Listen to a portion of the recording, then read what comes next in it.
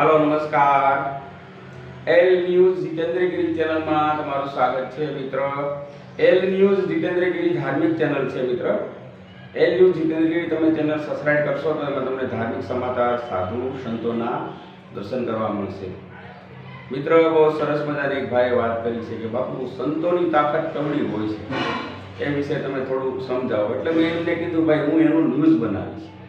ફોનમાં તો તને સમજાય પણ હું ન્યૂઝ બનાવે તો એ ન્યૂઝ તું જો। સંતોની તાકાત એટલી બધી હોય છે કે સંત તમને ધારે તો તમારું કલ્યાણ કરી દે અને ધારે તો તમારું પતન કરી દે। લગભગ સંતો કોઈનું પતન કરતા નથી, પરંતુ ક્યારેક એવી ઘટના પણ બની જાય છે।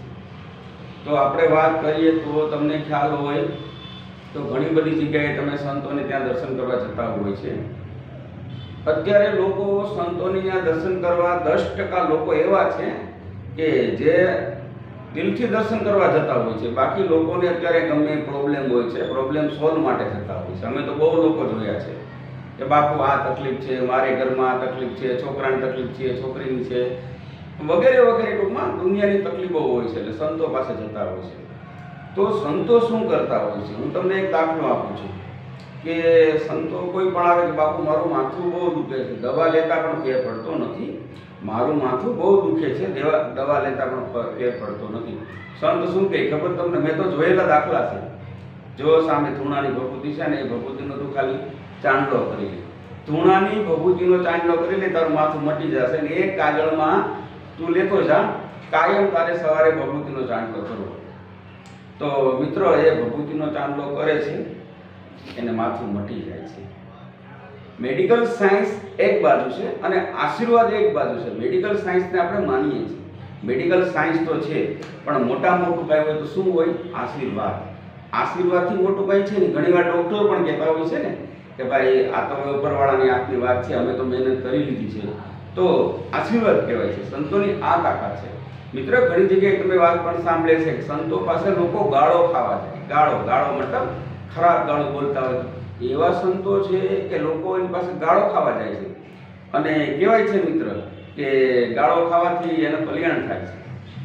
આવા પણ સંતો અમે જોયા છે। અહીંયા આગળ દેવગીરી બાપુ કરીને હતા, અટાણે તો દેવ થઈ ગયા છે।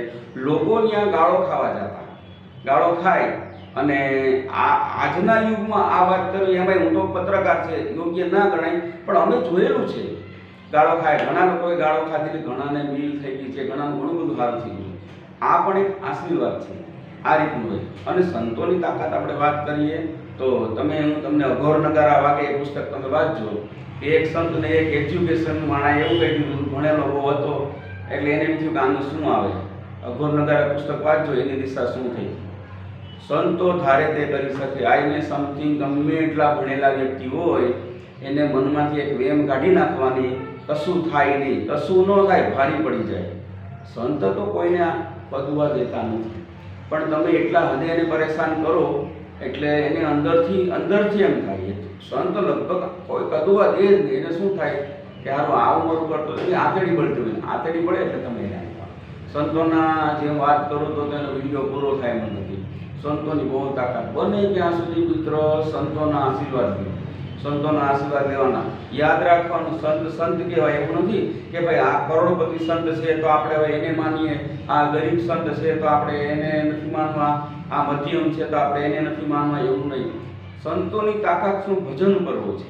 ભજન કેમ માણસ રૂપિયાવાળો તો આ તો અબજોપતિ છે, કરોડપતિ છે, એમ સંતોની ભજનની તાકાત છે। જેનું ભજન વધારે હોય છે, જે ભજન કરતા હોય છે ને બહુ મિત્ર, એ ખાલી કહી દેશે તમને શું થયું, આમ થયું, જા તને કામ મટી જશે। બાપુ મારે આ કરવાનું છે, 3 મહિના સુધીની મુદત છે, જા તારે મહિનામાં પતી જશે। મિત્રો 8 દીમાં પતિ નથી સાહેબ। એટલે સંતોના આશીર્વાદ લ્યો, સંતોના શરણોમાં રહ્યો અને હા, જેને કોઈને ગુરુ ન હોય એ ખાસ ગુરુ બનાવી લેવાનું। શાસ્ત્ર એમ છે કે નુકરાનું મોઢું ના જોવે, ગુરુ બનાવી લેવાના। 10 નામીમાં કોઈ પણ ગુરુ તમને અનુકૂળ લાગે એમાં તમારે ગુરુ બનાવી લેવાના। એલ ન્યૂઝ જીતેન્દ્રગીરી મિત્ર, હું આવા સમાચાર આપતો રહીશ। તમારે મારી ચેનલ એલ ન્યૂઝ જીતેન્દ્રગીરી તમે સબસ્ક્રાઇબ કરજો, લાઈક કરજો, કોમેન્ટ કરજો અને શેર કરજો।